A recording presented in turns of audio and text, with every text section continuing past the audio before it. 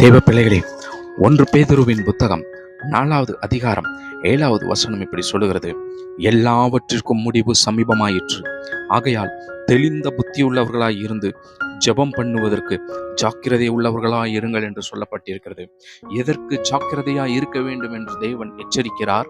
பேதுரு அடியாரை கொண்டு சபைகளுக்கு ஏன் அதை எச்சரிக்கிறார்?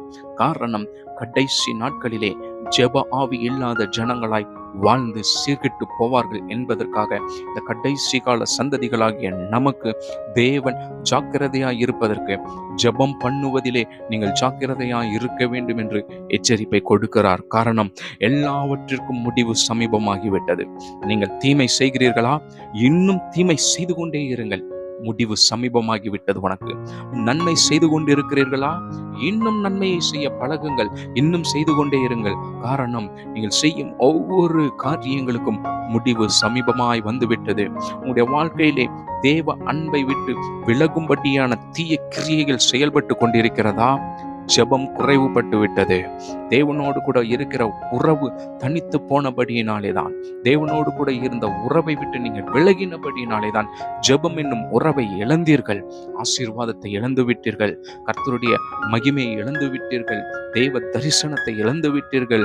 குடும்ப உறவுகளை இழந்து விட்டீர்கள். குடும்பத்திற்குள்ளே பிளவுகள் வந்து விட்டது. சமாதானம் இழந்துவிட்டு வாழ்ந்து கொண்டு இருக்கிறீர்கள்.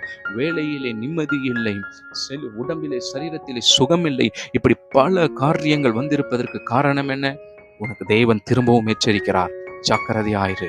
என்னோடு கூட இருந்த உறவிலிருந்து நீ விலகி இருக்கிறாய். ஜெபம் பிசாசுக்கு பிடிக்காது.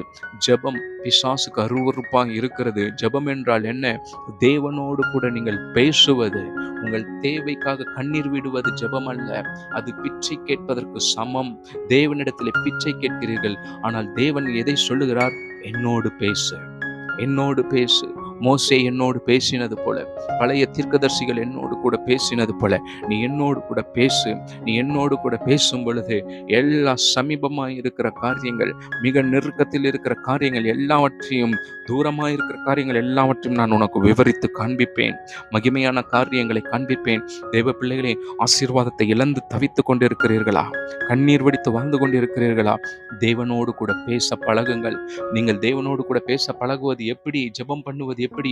முதலாவது வசனத்தை எடுத்து தியானியுங்கள். வேத புத்தகத்தை திறந்து படியுங்கள். முழங்கால் படியிட்டு ஆண்டவரோடு கூட வசனத்தை கொண்டு பேசுங்கள். பேச பேச பிசாசு ஓடி போவான். நீ பேசு. தடையை விளக்க நீ பேசு. தேவனோடு கூட உறவாட நீ பேசு. தேவ தரிசனத்தை பெற்றுக்கொள்ள பேசு.